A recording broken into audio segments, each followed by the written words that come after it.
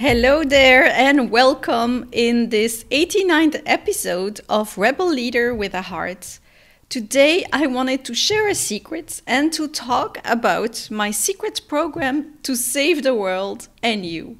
In this podcast I'm going to talk about how the world has changed, what the impact is on you, your organization and the world, what you can do to still have an impact without the hard work and exhaustion, and then what my secret program is to save the world. So the world has changed, and especially the world of work.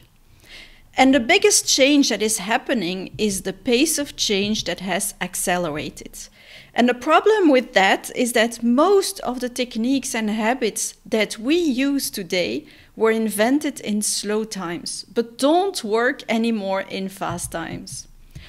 So the big difference between slow times and fast times is, of course, the speed of change that is generating a lot more opportunities and threats. The fact that tasks are less delimited than before. So before, for instance, if you would make a brochure, you knew when you started it and when it ended. Today, when you're building a website for your product instead of a brochure, it is unlimited. You can always improve it, improve the design, rethink about the text, the customer journey, and so the tasks are less delimited than before. Then you also get requests from many more channels than before, not only at work, during meetings, but also through emails, chats, WhatsApp, LinkedIn, and also from different people. In slow times, the work time was also more limited. Today, you can work 24/7. And after the pandemic, there was really a shift from working from the office to this hybrid way of working. And for most of people, the boundaries between work and their private life has completely disappeared. And so a lot of us don't have any structure anymore. We don't know the difference between a weekday and a week evening, between the workday and the weekend. And so that is creating also more work for everyone. And then in slower times, many jobs were simpler. But in fast times, all the jobs are interconnected with each other within a company and also between companies.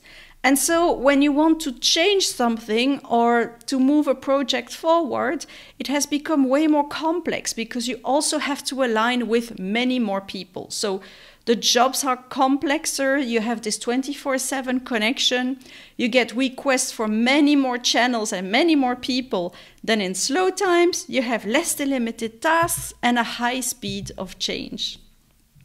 And in slow times, we use techniques like looking for a competitive advantage, making detailed plans and budgets, organize ourselves around functions, marketing, sales, production, etc. Centralize decisions to benefit from economies of scale, and we were very profit-driven. And with those techniques, we had some habits that worked very well.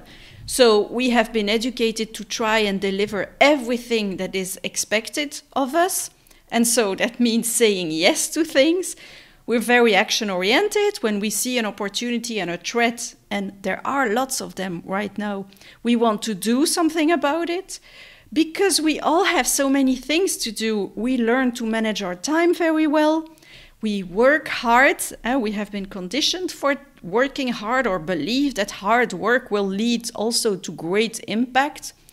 And we've been educated to be rational and pretty much ego-driven. You have to be strong to know things. Those were the habits of slow times. And there was nothing wrong with the techniques and the habits of slow times. But the problem arises when you use these habits and techniques of slow times in fast times. That's when you get too many things to do and a lack of priority. The plans that change all the time. And then because you need to align with all your colleagues around every new topic, well, you haven't finished aligning around one topic, that the next one is there and the next one. And so you spend more time in meetings than doing your actual jobs. And that's when you get collaboration issues and silo thinking. And then decentralized decisions, by the time a decision reached the decision organ, if it ever does, that a decision is made and communicated, it has become sometimes a slow or a stupid decision because things have changed in the meantime. Or you have people waiting for decisions that never come. And then this profit-driven focus in a world that is being disrupted, which is what we're going through with this high speed of change, well, when you are very much focused on short-term profit, well, your growth will be slower and you have a higher risk of being disrupted. And then, with your habits of slow times, where you try to deliver everything, to be action-oriented, to manage your time, to be rational, to work hard, well, you end up working very hard and running a lot for too little impact. You exhaust yourself, you get stressed, you start losing your motivation, we have disengagement in organizations. People start sacrificing important things for them. And at some point you can even wonder, for the sake of what am I working this hard and running all the time? And that's when you lose your sense of purpose. Or when we have the great resignation that we're witnessing. And all that is simply because you're using techniques and habits of slow times in fast times. Now, I'd like to come back on the workload because it's very ironic that with all the technology that is there, out there, all the automation and AI that helps us win time, we've never worked this hard. And so that is because with these fast times, we have a boost in opportunities and threats, less delimited tasks, so you can work on these tasks as long as you want, and especially if you're a perfectionist, you can lose a lot of time trying to deliver every task perfectly while they're not delimited anymore. You have all these requests coming from everywhere. You could work 24/7, and the complexity of jobs have increased. And all that is leading to an explosion of the workload worldwide. Really, it has become impossible to deliver everything that comes on your plate. But the problem is that you have been educated, like Pavlov has trained his dogs, to deliver everything of you. So, I don't know if you know Pavlov, he was a psychologist in the early 20th century, and he trained his dogs with a little bell. Every time he was going to give them food, he would ring a bell, they would salivate, and they would get the reward, food. But at some point he noticed that even when he didn't give food to these dogs and only rang the bell, they started salivating. And that is the conditioning that was created. The dogs didn't even knew they were salivating. They rang a bell, they were salivating, whether they received the food or not. And that is how we condition people. And why am I saying this? I'm telling you this because you have been conditioned from a very young age in school and then in your career, probably as well, in the slow times, to deliver every request. That was the way to good grades. You have been taught to only relax once work is finished, to control everything, to not make any mistakes, so to be perfect. And if you did all that, you were worthy and you got good grades. On the other hand, if you don't deliver every request, especially in school, if you relax while work isn't finished, if you're not in control, and if you make mistakes, you are worthless, you suck, you are a bad student. And most of you have unconsciously linked your core identity to delivering, to working hard, to being perfect, to controlling everything. And so why am I saying that this is unconscious? It's exactly like these dogs that were salivating once the bell rang. And so what happens to you is that if you don't work hard, if you don't deliver everything, if you make mistakes, if you are not in control of everything, you start feeling worthless, feeling guilty, that you can't handle things, that you're a bad person, you're not good enough. And this happens unconsciously, or your body starts to be very uncomfortable. Because of course we are not only our mind, we are also our emotions and our body. And so we find ourselves in a catch-22, where on one side we have an explosion of workload that is impossible to deliver, coming from these fast times from today. And on the other hand, you feel worthless if you don't deliver everything, or if you pause while you still have some things on your to-do list.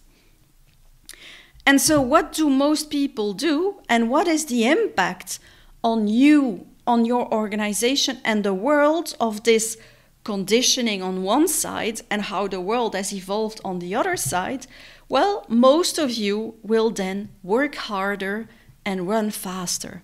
You have this feeling that if you do that, then you will get the results that you want and feel better.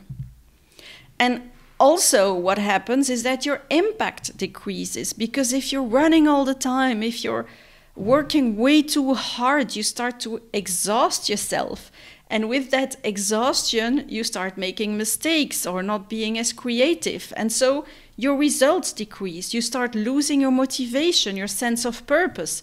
Some might compensate by drinking to relax a bit, by gaming, by scrolling on social media, by buying stuff or binge watching Netflix.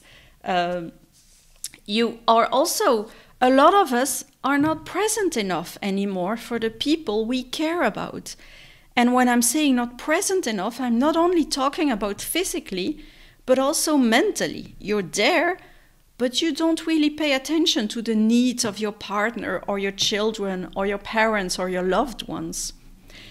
Then you can spend a lot of time in meetings also, because you start letting life taking over instead of you being in charge of the life that you have.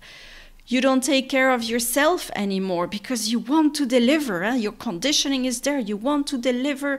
You want to work hard. You can't stop anymore. And so you start sacrificing sleep, exercising, eating healthy. And then what also happens a lot is that you numb yourself to continue delivering.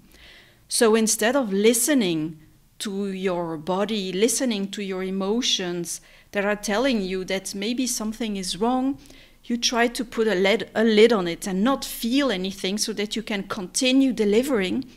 And what happens then when you stop feeling, when you stop allowing yourself to feel, that's also when you tend to overthink things. You're way too much in your head. Your thoughts take over. And sometimes you would even like to have a holiday from your own thoughts. You're thinking all the time. So that's the impact on you. And when we look then on a world level, what we see in statistics that, for instance, 44% of the workers are in psychological distress. Burnouts have increased 100% between 2021 and 2020. 19% of sick leave is linked to psychological causes. 44% of the people feel stressed because of their workload. So just look at yourself. Is this something that you recognize in yourself or in others? Because maybe you have already found a way to deal with that, but you can still see that a lot of people around you are still running all the time. And for what? Sometimes I like to imagine that aliens are coming on Earth and they're seeing us working all day behind a computer, not even talking or paying attention to each other and running all the time while we have all these beautiful things around us. And they might wonder, what a strange population. But it also has an impact on organizations, because with those habits, with those techniques of slow times that you're using in fast times, what happens also is that organizations don't adapt fast enough. And then, of course, your profit starts to decrease. But unfortunately, this way of working is also leading to us destroying our planet, because we aren't acting in line with our values, with what we truly want, and our actions are not sustainable enough. And so what can you do then to still have an impact without the hard work and the exhaustion? When I was the CEO of an educational publishing company, I was facing all these issues internally within my company, but also for me personally. Really, I found myself at some point working very hard, at the verge of burning out, and I was wondering, what can I do about that? Because I could feel that if I would continue working like this, I would burn out, like a lot of people around me, and unfortunately, people in my organization were starting to burn out. And I could change jobs, but I noticed that it was pretty much the same everywhere in the organizations. So I decided to find a way to deal with it. And so the first thing I did, because I'm a very rational person, was to implement the techniques of fast times instead of the ones of slow times. So instead of looking for a competitive advantage, I focused on increasing the customer's experience by building new business models and new ecosystems. Instead of being profit-driven, I started to develop values and a wonderful purpose, and profits followed the purpose. Instead of making detailed plans and budgets, I worked in iterations or agile. Instead of being organized around functions, I changed the organizational structure in cross-functional teams organized around the customer. And instead of centralizing decisions to benefit from economies of scale, we increased empowerment to increase speed in the organization. And so I know that out there, a lot of organizations are already implementing these techniques. But the problem is that we had even more issues with these techniques at first. And not because those were not the right or the appropriate techniques, but because these techniques will only work with a new culture, with a new organizational culture. And culture is the sum of the habits within an organization.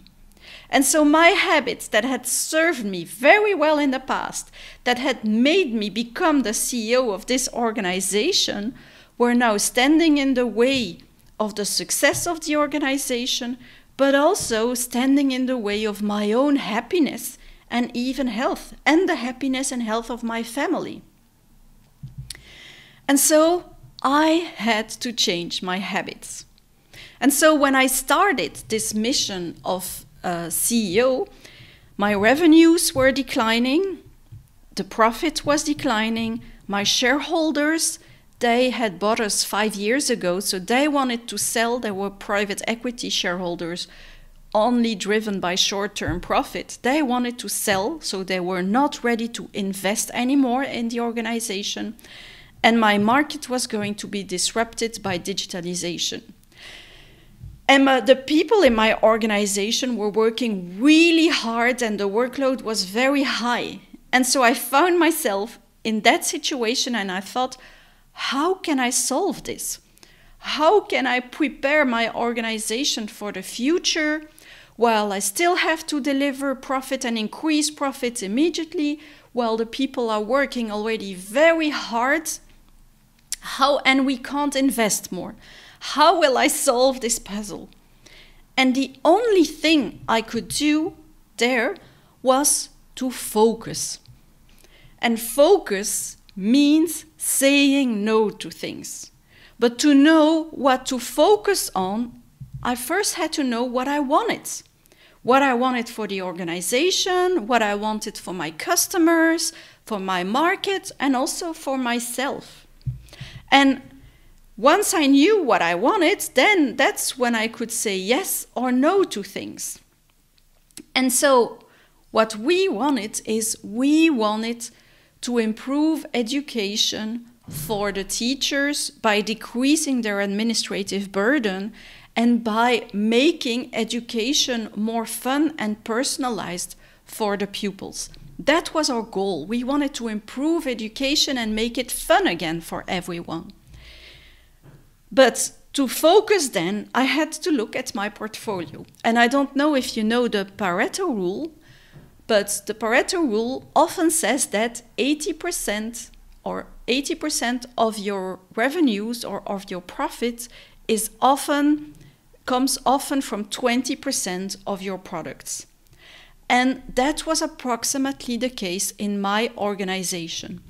So I did a whole ABC, activity-based costing analysis, and I noticed that by stopping 70% of the products and services that we were delivering, it would only cost us 7% of our, or not even, it would only cost us a little bit of revenue, but it would free a lot of time for everyone to increase the bigger products that we had. And it's way easier to increase a big product with 1 or 2% than to double a small product that has nothing yet or almost no revenues yet. And so that was a decision. We were going to stop 70% of the products and the projects that we were working on. But that meant I had to say no to authors, to people where it was their baby that they had developed. The products they had developed felt like their baby. It meant I had to disappoint customers also. And so, because I had to say no, and I have been conditioned to deliver everything that is requested, to be perfect, to do everything that it comes on my plate, my conditioning kicked in when I had to say no and disappoint so many people. I had moments where I felt not good enough, worthless, because it's not easy to say no to so many people. And that's when I noticed that when I was stressed and when I was tired, when I didn't have any energy, it was very difficult to stick to that focus. I was then tempted to simply let go and say yes to everyone. It was easier. But by doing that, I would never manage to transform my organization, and I would end up, and everyone in the organization would end up by working way too much for too little impact. And so managing my energy became a very important job of me being a leader. Because once I had energy, first of all, I could face all the challenges that were coming to me. I could go against my conditioning, learn new skills, learn to say no and stick to it. But for that, I had to notice and be aware of what I wanted, be aware that I was going to say yes to somebody instead of saying no, being aware that my energy wasn't that great and that I was having negative thoughts. And so I had to increase this awareness muscles, being aware of what was happening inside of me that made me sometimes react to some behaviors or some situations instead of respond to it with the intention of reaching the objective that I wanted. I also had to be aware of what I wanted and what we wanted as an organization. So I really had to develop this awareness. And for all that, for being aware, managing my energy, for saying no more, focus, being intentional, in a world that is going faster and faster, I had to learn to regularly slow down and pause.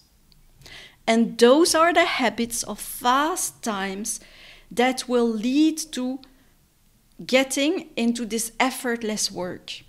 And so instead of delivering everything and saying yes to everything, we have to learn to focus by saying no. And Warren Buffett says it, very successful people say no to almost everything. Just look at yourself. How do you feel when you want to say no to a boss, to a customer, to a project, to a colleague? Does your conditioning kicks in? Do you feel guilty? Do you feel like you don't feel good enough, you might not be professional, others might think that you can't handle things. So it's very important. Instead of delivering everything, it's going to be about focus.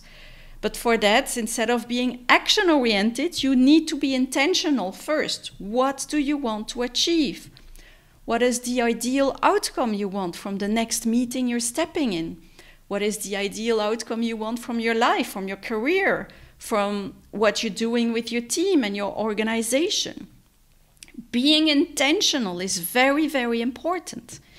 But then instead of managing your time, we have to learn to manage our energy and fears first, because otherwise there will be a lot of resistance to change, a lot of blaming, a lot of minimizing things, and not a lot of tackling the real challenges that we're facing in this world that is being disrupted.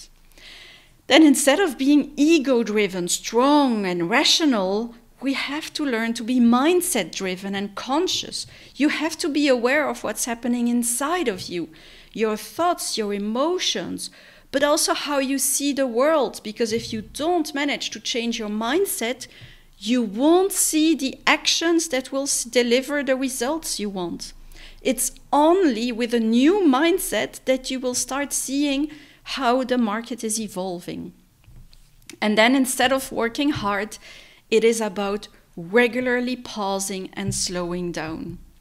So those are the habits of fast times.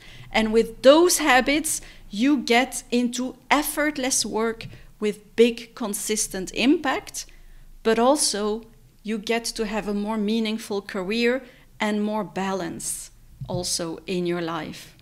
And so if you are still working with the habits of slow times, that means trying to deliver everything, say yes a lot, being action-oriented, managing your time, being very rational, hard-working, ego-driven, that is when you will work hard for too little impact. And there was nothing wrong with these habits in slow times, but there is really a problem if you keep using these habits in today's fast times. So instead, you should focus by saying no, being intentional, manage your energy and fears first, manage your mindset, your emotions, your thoughts, being more conscious about what's happening inside of you, your habits, and regularly pause and slow down. And so when I started to change like this, when I started to pause and slow down more, that's when I managed to change my habits. And with those new habits, I got into effortless work with a bigger impact, meaning, and balance.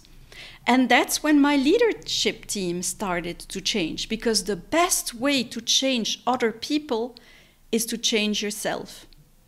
And so I changed myself, and then my management team started to change, and then the whole organization started to change and the culture shifted.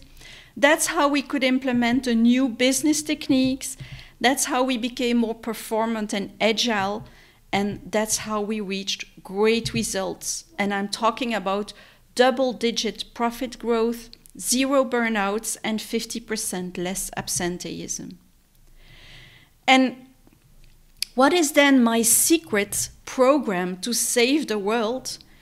Well, in fact, I'm gonna offer you what you need to feel better while improving your impact.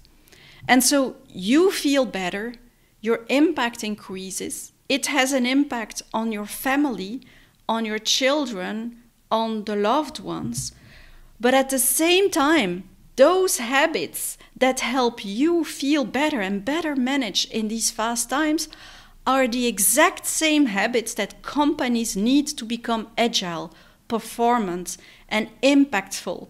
So by changing your habits, the culture starts to shift in your organization, and your organization adapts way faster to the fast times, and you become more performant, you get better results. So organizations win. And when you and your organization start to handle from a place of love or values more than out of your unconscious fears or old-fashioned conditionings, your actions become more sustainable. And so diversity becomes then something logical. You start focusing on the long term. Ethics become important, and sustainability flow out of that state of being.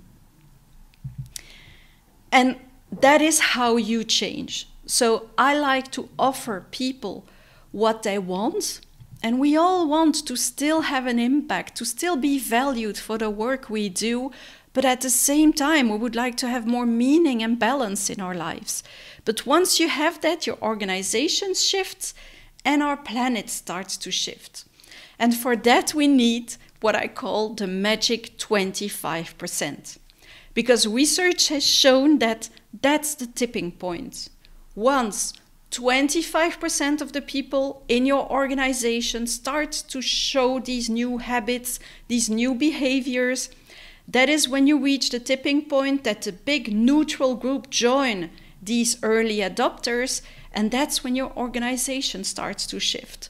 And when we reach 25% of the organizations working with this new culture that is way more human and sustainable, that is when all the other ones join that group, and that's when our planet starts to shift. So that's my secret program to change the world. And so my question to you is, are you in?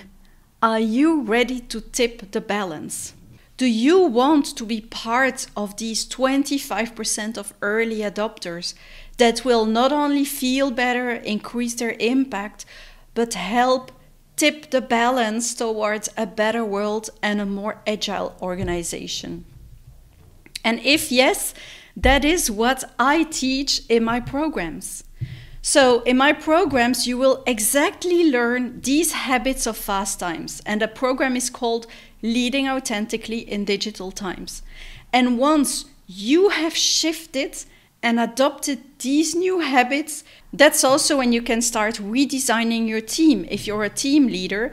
And so you get access to this second program as well as a bonus that is called Leading Through Empowerment, to redesign your team for these hybrid times. So we help leaders get really into the middle of this impact, knowing what you want and reaching it, meaning knowing what your values are and being aligned with them, and balance, knowing what gives you energy and reaching a positive energy balance in your life. Because once you are in the middle of these three, you get into this flying wheel that leads to effortless work and success. And so if you'd like to start, our next course will start on May 22nd, and you will have access to these modules. And so it's a blended course where you will do part of the things online and part of the things in group with me in Brussels, or if you want to do it 100% online, it's also possible. So you will learn the exact habits that I was talking about, and as a bonus, you will get access to the other course, Leading Through Empowerment, where you'll also learn how to build a fearless team, an empowered team, and a team that is performant in remote and hybrid times. So part of the course is online, self-paced, and it is designed to transform busy people. It's not designed to simply give more knowledge. So you will have access to many cases, practices, ebooks, a podcast version if you're tired of being behind a computer, a community of like-minded people. It's based on the latest neuroscience, and it works with the mind, but also your emotions and your body. Because if we want that shift, it's not possible to have it without being aware of what's happening inside of you. So we start on May 22nd. That's when you have a kickoff. So like I said, if you're based in Brussels, we will have 3 live moments in Brussels at Solvay Brussels School, because it's a course that is certified by Solvay Brussels School from the University of Brussels. Then you will have access to these online modules with sharing moments in between. So you need approximately 30 slots of 30 minutes over a period of 4 months, but in July, August, during the holidays, you only do the self-paced modules, and it's not that big of an investment because we want you to enjoy your holidays. So people say that this program is a gift because you become another person at the end. Some of them, their empowerment increased within their team. For others, they said, why did I only learn this at 40? Because it would have helped me so much sooner in my career. For many, and this I get very often, it not only changes your work life and your career, but also your life at home with your partner, with your children, with your loved ones. You will see that you might have lost your motivation today or exhaust yourself. Well, doing the course increases your confidence and your motivation. And that's also because you better know what you want, and you also better know how to reach it. It allows you to change fundamentally and to have more impact with less time needed to reach it. So you get a certificate from Solvay Brussels School if you do this course. Our customers are mainly people in large organizations, but we also have entrepreneurs doing the course. 83% recommend the course to others. We've already had more than 1,000 participants that have gone through the program. So this program is not for every leader or every organization, because you have to have this awareness that culture, mindset, and leadership needs to fundamentally change. You have to have this willingness to transform yourself and not only think that others need to change, you need to transform yourself. You have to be willing to go deep into the latest neuroscience, like emotions, the body. You have to be ready to let go of control and trust people, and be open for counterintuitive techniques like slowing down, managing your energy, centering, and to put your ego aside to challenge the status quo.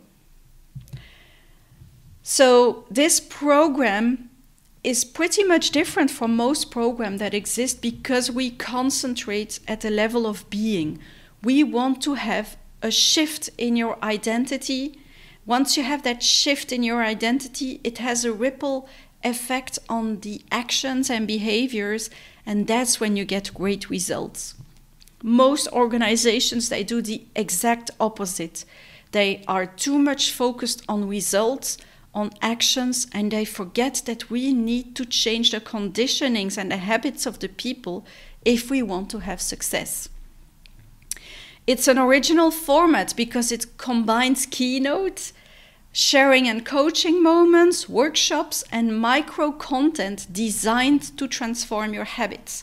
Because if you're simply inspired by a course, a nice workshop, and then you come back at the office, you will fall back into your old habits. That's where this online micro content that you can follow through videos or podcast version, if you want to do it while walking outside, for instance, that will shift your behaviors. It combines real business challenges with a way of leading that brings more impact, meaning, and balance. So I hope you will join us and be part of the early adopters that will contribute not only to you feeling better, but to better organizations and to transform also our planet. And that is in fact my mission. My mission is to elevate the consciousness level of the leaders out there, of the organizations, so that we have a positive impact on people and our planet. So I hope you'll join me in the program. I would be really happy to see you. You can check everything on our website and don't hesitate to ask me any question. Yeah, you finished another episode of Rebel Leader with a Heart. If you want more, go to rebelleaderwithaheart.com for show notes and past episodes. If you love the show, subscribe, leave a review and share it with a friend. The more the merrier. Thanks for tuning in and have a great week, you Rebel Leader with a Heart.